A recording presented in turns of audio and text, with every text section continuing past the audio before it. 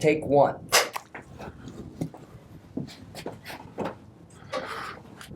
Remove the covers to my soul. My name is Tod Lychkoff. I was born in downtown Los Angeles, the Good Samaritan Hospital, and was pretty much raised in Orange County. Went to high school there, went to Cal State University, Long Beach, and came downtown, I believe it was in 1987, to 810 East 3rd Street, which is pretty much across the street from the American Hotel. I wanted to move here because of the space. I'm a painter and I was working in a studio apartment, so I had the opportunity to paint large. The space that I was renting was very affordable at the time, I think less than 50 cents a square foot. I only knew the neighborhood from Al's Bar, coming down here to party. Didn't really know the neighbors. But once I moved down here, I recognized that this was a community, that it was a neighborhood in ways I hadn't expected. I was in college, I was an art major, and I used to come to L.A., go to Al's Bar. It was bohemian, it was full of artists, excitement. I remember the first time walking into Al's Bar, it was a very crowded night, packed, hot, sweaty, must have been the summer. Looking in the back of the bar and Joel Bloom just going to town, trying to fill all the orders, and I just wanted a beer, and I was getting closer and closer to the bar, and he was working. Finally, what do you want? I said, just a beer, just a beer. We don't have beer. All we've got is sake. They had run out of beer. The only thing left was sake. I wasn't a sake drinker at the time, but everybody was drinking sake, and it was a great night. I became a sake lover after that. Acquired a taste for it. One of my art teachers, Roger Herman, had done a mural inside the bar, so I always looked for that mural, but I thought it was just so full of different kinds of graffiti and artwork and pictures and memorabilia and history that it would be hard to find his mural. You know, the American Hotel and Al's Bar is a place for free spirits.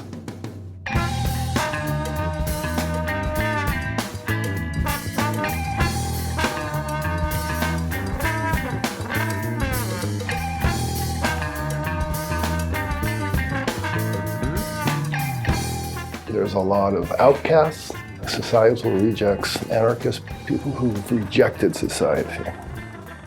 A lot of drug addicts, people struggling, emotional problems. But the one thing they seem to all have in common, they're all free spirits. When I moved downtown, I had no idea what I was getting into. And the first thing to hit me was the homeless situation. It's something that puts your life into a new perspective, especially as an artist, because we're supposed to be observers. We're supposed to see what's going on around us. But one of the delightful things about downtown, especially at that time, was the diversity. There were different races, different cultures, different economic classes, and you had to accept one another. And in accepting each other, you started to understand each other. And that was when the magic started. So it did shape my artwork in that I became much more open to the diversities of life. There were a lot of groups that would develop. People would come together for different reasons, common interests. I was among them, but not of them. As an artist observing, I found it fascinating, and I would go to a lot of the events that they had. I never really considered myself a part of anything other than downtown. I was definitely a part of downtown. I had a couple events of my own, swing dance parties up on our rooftop, which were a hit as far as the participants enjoying themselves, dancing under the stars, and it would be a potluck, and everybody would dress up like it was the 40s or the 30s. And you could do things like that downtown, and it was a lot of fun. I knew him from bartending at Al's Bar, but I didn't know him personally. But when he took over Bloom's General Store, living across the street from it, I would see him quite often. Going in there, you never know what you were going to get. A lot of mood swings, but the man was a character. He just was like a walking cartoon at times to me. And he was so full of life, even when he was angry. I liked Joel. My wife, first time she met him, he yelled and screamed at her, and she said she'd have nothing to do with that guy again. And it took literally years for her to actually develop a relationship with Joel, which they did. He loved my dog Precious and developed a working relationship with her and dog biscuits and such. I always had a feeling that underneath it all, there was something deep and bothering him. And one day he told me that he had been in Vietnam and was a photojournalist for the military, flying all over and documenting the war. And I thought that was it. He didn't tell me any details about it, but the way he told me about what he did over there was a side of Joel I hadn't felt before. When I came to Al's bar one time and got rather drunk, some people said, "Hey, let's go up to Dr. Jones's apartment." It was like a Kafka novel, just getting up those stairs, going down the hallway. And there was this guy, I believe he was in his pajamas. He was just as high as I was. And I thought, what kind of doctor is this? He eventually moved into the building where I lived. He lived on the second floor, I was up on the fourth floor. And we'd always play these little mind games with each other. For one example, I was in Little Tokyo, and I'm walking rather slow through Little Tokyo Square. A lot of tourists around.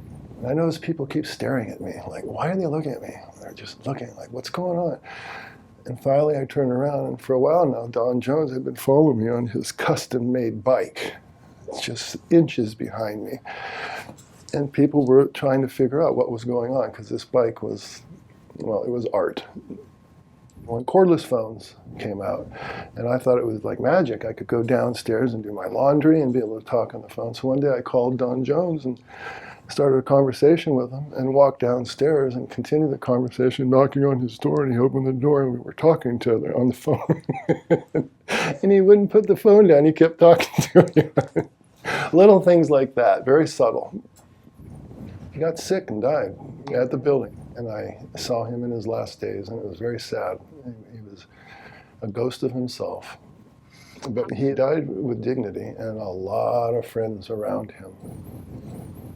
The Dada shows had a pivotal effect on my development as an artist, because I'd been working primarily alone without any contact, whether it be from the viewing audience or from other artists. In this show, Downtown Lives, we basically have invited all of the downtown artists to show their work. So it's really a reflection of the entire community. We do not curate the work. We just ask anyone who's a working artist, a serious artist, to come and put their work up. It's really been a community effort. We've had support from all aspects of the community. And here was the show before internet, all word of mouth. A lot of the artists of Downtown L.A. were going to exhibit their work. So I thought, I'll get involved in that. It was a great way to meet artists and meet people in the neighborhood that you had common interests with. We think that the presence of a downtown art scene is a real asset to Los Angeles. It can really help rebuild the city. I'd never seen that before. People just getting together to put an art show together. I was very impressed by that. It helped make me more open to becoming part of the community. And the Dada show helped me to understand who I was as an artist, where I fit in, who my contemporaries, at least in downtown LA, were. That was a great event, and I think it put what became later the Arts District on the map. It started it all. It started making the city itself aware that there was something going on down here, and it continues. It continues to this day, and it's growing.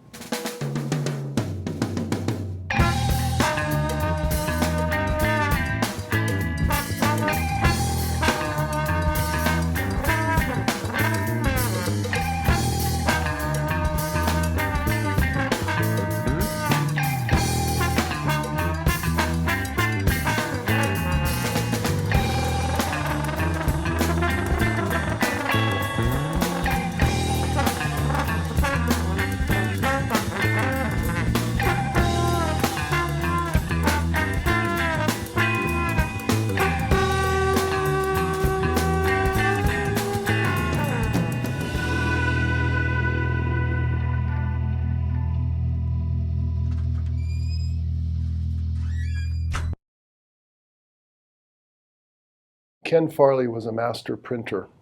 He worked at Gemini Gel for a number of years. World famous, apparently. I was the manager of the 810 East 3rd Street building. I got a call from the owner one morning saying that the police were downstairs and apparently Ken had been murdered. Early in the morning, maybe 4 in the morning, 5 o'clock in the morning, Ken had a couple of guests in his loft, and one of the guests shot him, killing him, shot a woman that was there who was pregnant, killing her, and another tenant called the police, and that's how they found out that Ken had been murdered. The gunman took a cab to Hollywood, shot the taxi cab driver in the back of the head, killing him, hid in someone's yard until the police arrested him. He was very high on drugs.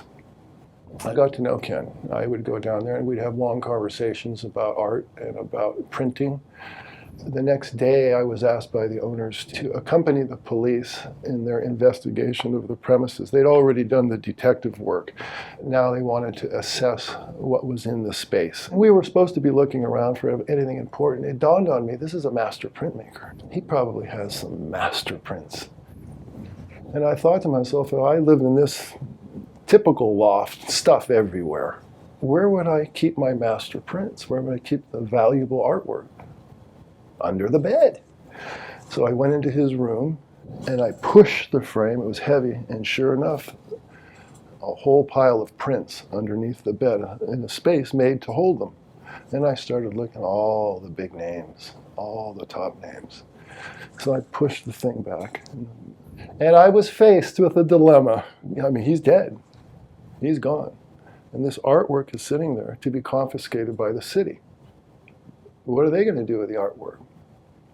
And I was actually considering going down there and salvage those artworks.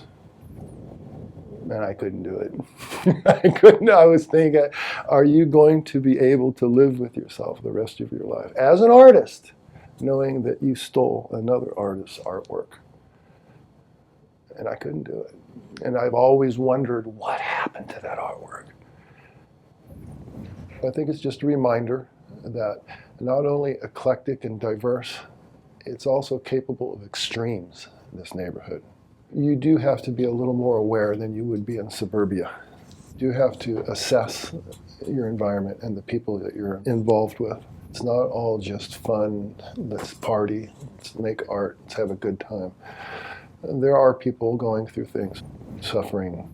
There were artists here way back. They started to come downtown here to a place where they could get some space for reasonable prices. That was creative. That was educated, intelligent artists coming down here. Again, free spirits, a lot of them outcasts. And I got here and I felt that I was in a place that had yet to be discovered by the mainstream. 25 years later, mainstream has discovered this neighborhood and has embraced it, and they're flocking here, taking over our city. And that's great, I think. It's fun. It's lifting our city up from an industrial cemetery into something that is now vibrant and growing. It still has an edge to it. There's a lot of hipsters down here as a result of that. And if I wasn't so old, I'd feel really pleased about being so ahead of the game. Cut.